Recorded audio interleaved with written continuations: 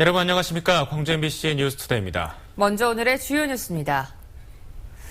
광주시와 인근 5개 시군이 더 많은 관광 수요 창출을 위해 문화전당 개관과 시군 가을 축제를 함께 묶는 상생 관광 협약을 맺기로 해 주목됩니다.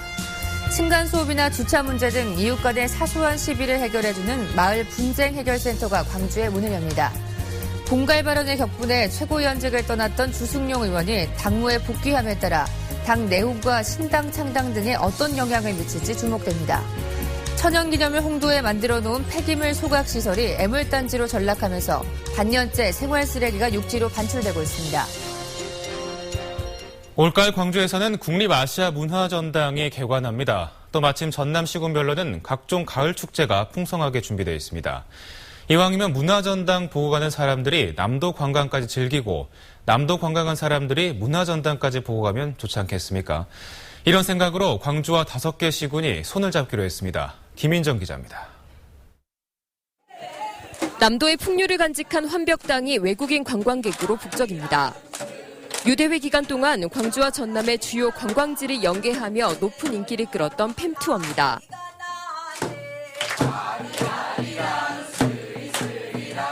Very nice to see the cultural tea experience and learning the song and having a first row view of private opera. That was very nice. 이런 성공을 발판 삼아 광주와 인근 5개 시군이 손을 잡았습니다. 담양 대나무 박람회 등 가을 축제 기간 동안 국립아시아문화전당을 경유하는 셔틀버스를 운영하고 마케팅도 함께 하기로 한 겁니다. 문화전당을 보러 온 관광객들을 지역 가을 축제로, 지역 가을 축제를 보러 온 관광객들을 문화전당으로 유도해 관광 수익의 파이를 키우는 윈윈 전략입니다. 문화와 관광에 있어서는 광주니 전남이니 이런 접근보다도는 또 그런 단어는 가능하면 좀 더 큰 보자기로 쌓으면 좋겠다. 남도 문화. 그러나 남도 관광의 패러다임을 바꾸려면 상세한 남도 관광 가이드북을 만드는 등 단순한 연계 이상의 아이디어가 필요하다는 지적입니다. 젊고 역동적인 광주와 전남을 보여줄 수 있는 청년 고용을 통해서 남도의 진면목을 보여주고 남도의 미래도 보여줄 수 있는 그런 실행체의 조직도 필요하다고 생각됩니다. 아시아 문화전당과 지역축제라는 문화 콘텐츠를 연계한 광주시와 인접시군의 시도가 관광객도 끌고 문화전당도 활성화시키는 계기가 될지 기대됩니다. MBC 뉴스 김인정입니다. 금호아시아나그룹이 내후 외환으로 골머리를 앓고 있습니다. 핵심 계열사인 금호타이어의 파업은 일주일을 넘겼고 금호산업인수전도 장기화가 불가피한 상황입니다. 조현성 기자입니다. 어제 하루 금호산업의 주가는 5.5%, 금호타이어의 주가는 3%가 떨어지는 폭락세를 보였습니다. 중국 증시의 급락 여파 속에 금호아시아나그룹 핵심 두 계열사의 주가 낙폭은 코스피 하락률을 크게 웃돌았습니다. 금호타이어는 파업 이후 6거래일 연속 주가가 떨어져 최근 1년 사이에 가장 낮은 주가를 기록하고 있습니다. 전면 파업에 들어간 이후 직접적인 매출 손실액만 370억 원에 이르지만 노사 양측은 여전히 의견 차이를 좁히지 못하고 있습니다. 금호타이어 노조는 오늘 대의원 총회를 열어 차기 노조 집행부 선거 일정과 향후 투쟁 방향 등을 결정할 예정이어서 총회 결과에 관심이 쏠리고 있습니다. 인수를 낙관했던 금호산업 채권당과의 협상도 녹록치 않은 상황으로 급변한 상태입니다. 최근 박삼구 회장 측이 인수 대금으로 제시한 금액은 6,500억 원.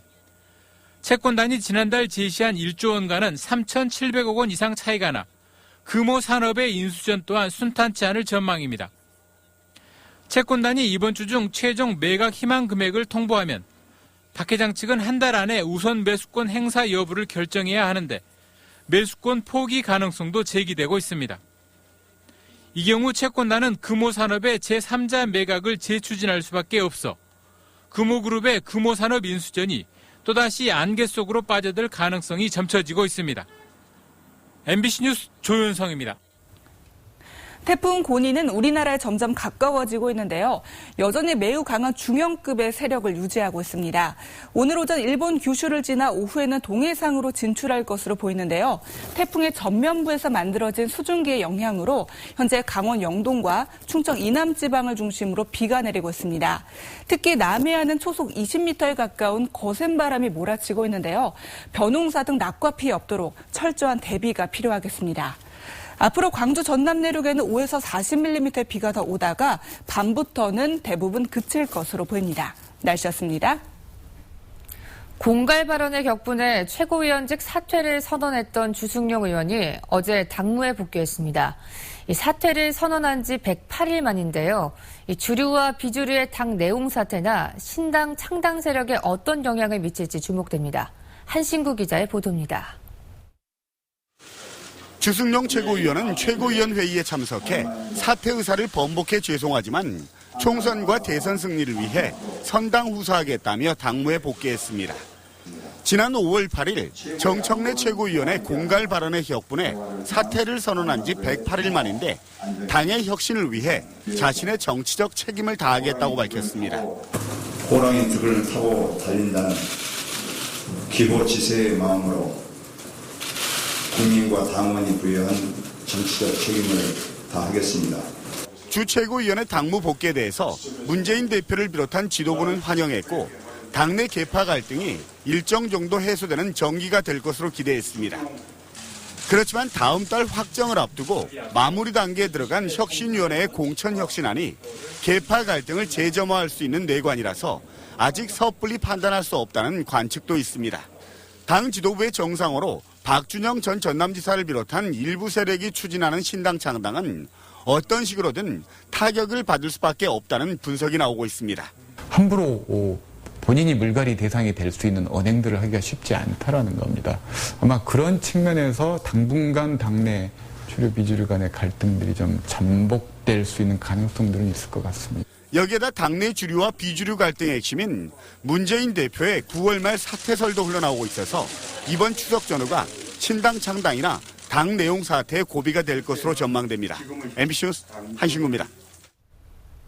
새정치민주연합 광주시당과 전남도당이 주승용 의원의 최고위원직 복귀를 환영하며 정권 교체를 위해 더 큰 불쏘시개 역할을 해달라고 강조했습니다. 시도당은 최고위원직을 떠나 있던 108일 동안의 고뇌와 행보가 당의 혁신과 통합, 총선과 대선 승리의 반석이 될 것이라며 이같이 밝혔습니다. 시도당은 또 위안부 문제 해결을 촉구하며 분신에 숨진 고 최연일 선생의 숭고한 정신을 이어받아 역사의 진실을 지키고 정의를 바로 세우기 위해 최선을 다하겠다고 밝혔습니다. 2015 정치개혁 광주시민연대 준비위원회는 새정치민주연합 광주시당 앞에서 기자회견을 갖고 헌법재판소 결정을 계기로 올해는 선거제도를 바꿀 수 있는 적기인데도 새누리당과 새정치민주연합이 의원 정수 300명 유지를 합의하며 선거법 개혁을 시도하고 있다고 규탄했습니다. 준비위원회는 또 국민들의 정치개혁 요구는 사표를 줄이고 특정 정당의 지역 독점 없이 득표한 만큼 의석을 갖는 선거제도 개편이라며 선관위가 제안한 권역별 정당명부 비례대표제를 수용하라고 촉구했습니다. 전남도 의회가 여수 경도를 복합리조트 지역으로 반드시 선정해야 한다고 주장했습니다.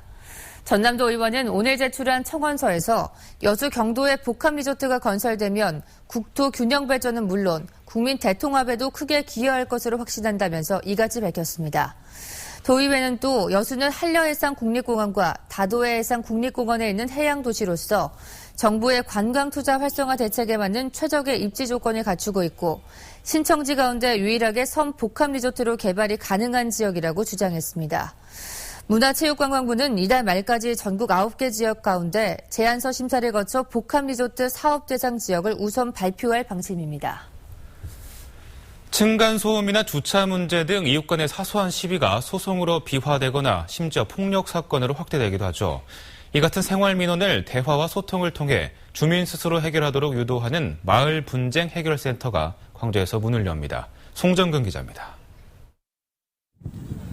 성인 허리 높이의 울타리가 인접한 두 아파트를 갈라놓고 있습니다. 불법 주차와 소음 문제로 두 아파트 간의 갈등이 심해지면서 한 아파트에서 설치한 겁니다. 이로 인해 먼 거리를 우회해야 하는 다른 아파트 주민들과의 갈등은 더욱더 깊어졌습니다. 그 38선도 아니고 이게 뭐예요? 너무 화가 난 거예요. 근데 저기가 뭐 우리 아파트는 뭐 사람도 아니고 원래 길이 있던 길인데 이렇게 막아놓으면 되겠어요, 솔직히. 이웃 간의 분쟁을 주민 간의 대화로 풀기 위한 마을 분쟁 해결센터가 다음 달 문을 엽니다. 광주시와 광주지법이 변호사와 법대 교수, 지역 주민 등 총 25명으로 조정위를 구성하고 분쟁 해결에 나선 겁니다. 층간소음이나 쓰레기 투기, 골목길 주차 분쟁 등 법적 소송이나 폭력 사태로 비화되는 주민 간 갈등을 분쟁 당사자들 스스로가 풀 수 있도록 중간에서 돕자는 취지입니다. 이제 이 센터에 와서 조정인하고 같이 이야기해 가면서 두 사람이 원만하게 문제를 뭐 사법부나 경찰까지 안 가더라도 원만하게 해결할 수 있는 상담요가 무료인 마을 분쟁 해결센터는 남구에서 시범 운영된 뒤 광주 전체로 확대됩니다. 하지만 법적 효력이 없고 자율적 조정으로 중재하는 역할에만 국한돼 있어 지난 3년간 층간소음 등 광주시에 접수된 7천여 건의 생활민원을 얼마나 해결할 수 있을지는 미지수입니다. MBC 뉴스 송정근입니다. 교도소에서 다른 재소자에게 맞아 중상을 입은 서남대 설립자 이용화 씨에 대한 구속 집행이 정지됐습니다. 광주고법은 이 씨에 대한 구속 집행을 어제 오후 5시부터 다음 달 7일 오후 4시 30분까지 정지한다고 밝혔습니다. 구속 집행 정지 기간 동안 이 씨의 거주지는 현재 입원 치료 중인 전남대 병원으로 제한됐습니다. 재판부는 이 씨에게 위급 상황이 발생할 경우 대처가 불가능하고 사망할 가능성도 있다는 광주교도소의 의견 등을 참조해 구속 집행 정지를 결정했다고 밝혔습니다. 세월호 참사 광주시민대책회의는 기자회견을 갖고 세월호 특별법이 제정된 지 8개월이 지났지만 정부가 진상규명 활동을 방해하고 있다며 오는 28일 세월호 참사 500일을 맞아 국민이 직접 참여하는 진상규명 활동을 본격적으로 시작한다고 밝혔습니다.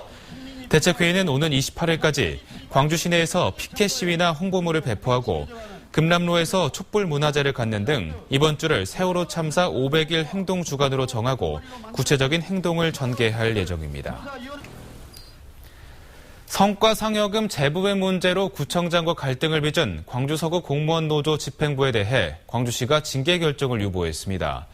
광주시는 인사위원회를 열어 징계안을 논의했지만 사안의 중대성을 감안해 2주 정도 재조사를 거친 뒤 인사위원회를 다시 열기로 했습니다.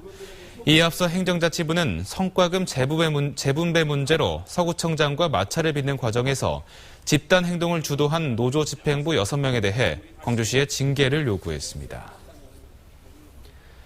한 음식 평론가가 천일염은 오염된 바닷물로 만들어졌다는 글을 수차례 게시한 것에 대해 천일염 생산자 단체가 반발하고 있습니다. 대한염업조합은 기자회견을 열고 2008년 광물에서 식품으로 전환된 천일염은 명품화 노력이 계속되고 있는데 음식평론가 황교익 씨가 거짓과 왜곡, 허위사실 유포로 찬물을 끼얹고 있다고 밝혔습니다. 염업조합은 국책기관의 천일염 안전성 검사 결과를 공개하며 황 씨에게 공개 사과를 요구했습니다.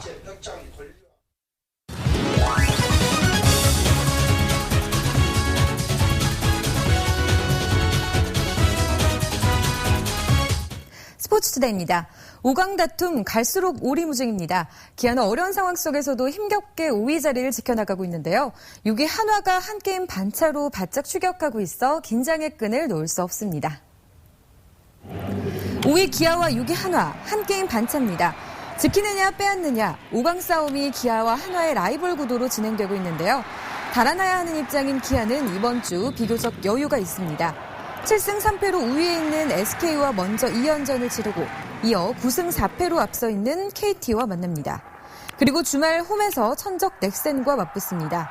전적에서 크게 뒤지는 넥센전이 고비이기는 하지만 앞선 4연전에서 승수를 쌓아놓는다면 비교적 부담 없이 주말 경기를 치를 수 있습니다. 반면 쫓아오는 입장인 한화의 이번 주 일정은 험난합니다. 1, 2위 다툼을 하고 있는 삼성, NC와 만나고 리그 3위 두산까지 상대해야 하는 힘겨운 6연전을 앞두고 있습니다. 잔여 경기 일정으로만 보면 남은 한 장의 가을 야구 티켓은 기아가 줄 가능성이 높아 보입니다. 기아 타이거즈가 2016 프로야구 신인 2차 지명회의에서 서울고 내야수 최원준을 포함해 10명의 신인 선수를 지명했습니다. 투수 4명, 내야수 3명, 외야수 2명, 포수 1명으로 내야수와 투수 보강에 초점을 맞췄고 고졸 선수가 9명으로 발전 가능성을 염두에 두고 드래프트를 진행했습니다. 기아는 오늘 인천 문학구장에서 SK와 시즌 11차전을 치릅니다. 기아는 임준혁 선수가 선발로 나서고 SK는 김광현을 내세웁니다. 최근 임준혁 선수는 안정적인 투구를 선보이고 있어 오늘도 승리를 기대해볼 수 있는데요.